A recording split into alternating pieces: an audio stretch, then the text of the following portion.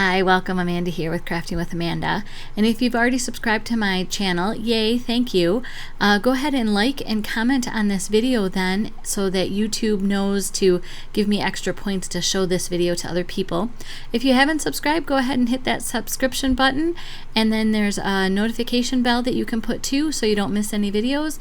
I normally post on Tuesdays a layout, and on Fridays some sort of fun fold. In November I'm doing kind of craft fair fun fold ideas or things for teachers' gifts. So our layout today is a little different in that how I decided to approach it. I went to the Cricut, actually I found my photos, and then I went to the Cricut and cut some balloons and cut some hearts, and I'm kind of prepping all of my embellishments up front. So I'm just kind of showing you that with these balloons you can kind of gain some shadow to them if you always start inking from one side and work your way around the same way. So it's darker on the right side of my balloons than the left. Now these gray balloons, or I cut them out in mink, I'm actually going to use the clear shimmer brush just to kind of give a highlight and a shimmer on the page. And you really can't see it on the video, but in real life it jumps off and it looks really good. So here I've jumped ahead and I cut all of these hearts out of the peach cardstock, and it's just the front and the back side of the peach cardstock.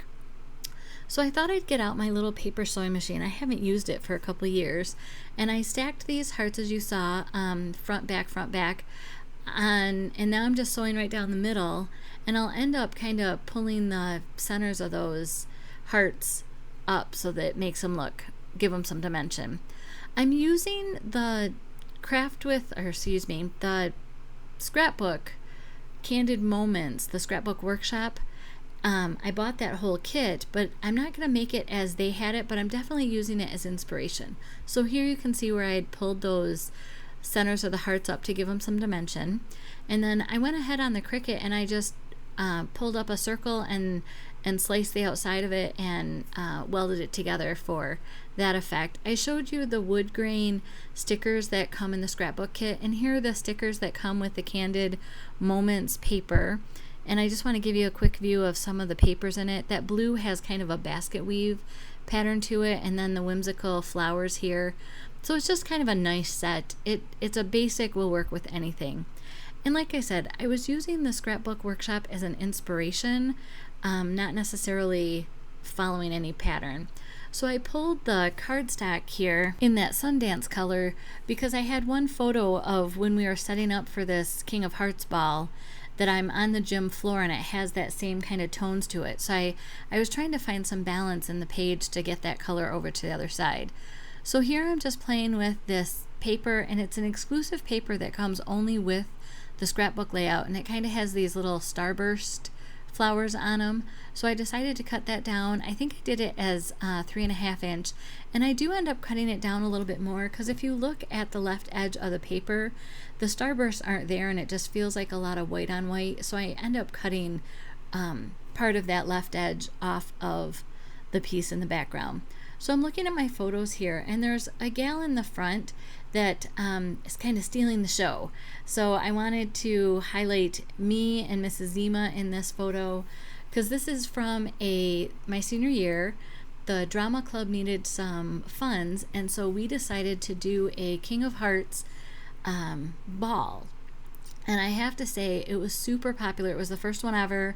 It was super popular with the school. We decorated these branches because it was in February in Michigan. So we had like these dead branches that we spray painted with silver and then decorated with, I can't even think of it, the crepe paper hearts or crepe paper flowers. So here, this was the title of the ball. So that became the title of this layout.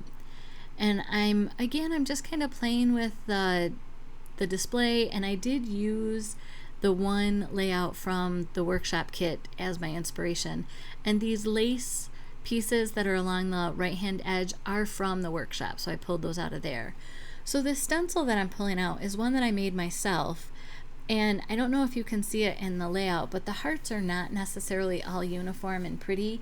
My Cricut died this summer, and this was the very last thing that I cut that I finally realized, okay, it has a serious issue and I do need to replace it. So I'm just stenciling through this, I want to say it was Bashful Pink And let me go check to see which one that was. No, I apologize, that was Blossom ink. And so even though it's not peach, I wanted to give it some of that pink feel to it.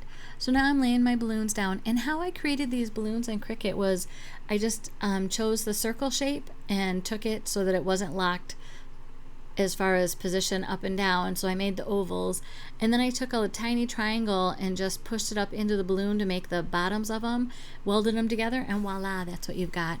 You can kind of see here on the mink gray balloons how that shimmer brush really does pop off the page for a few of them. And I'm just trying to audition where I want these hearts and how they're gonna work. And I like to give my balloons some depth. So what I'm doing is I used my stylus the first time, but then I wanted to show you that if you have like a old mouse pad or just any kind of kids foam, you can use the end of any pen to get that same effect. So I'm drawing a line on the page because I didn't show on the right hand side, but I end up stitching the banner that holds the balloons in place. So that's what I did for drawing that line, and I knew I needed to put some of my stuff down before I stitched.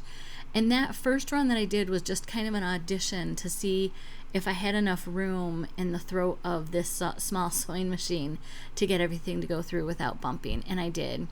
So now I'm taking my little power eraser and I'm erasing my pencil marks.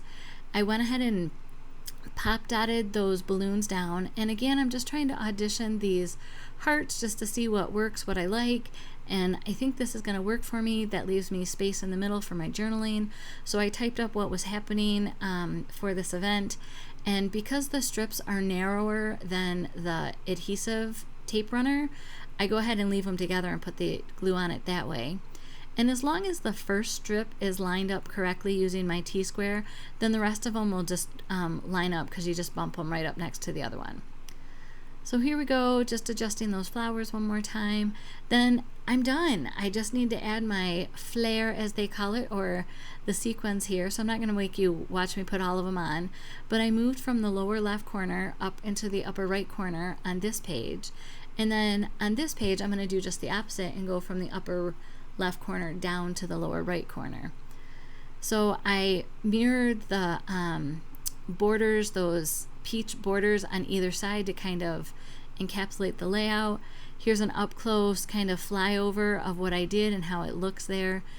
You can kind of notice where I cut off that star piece in the back so that you can see the stars and then there's not a lot of extra white area. I really like how this turned out with the stenciling in the background, and the balloons have some image, and the sequins kind of draw your eye through the page.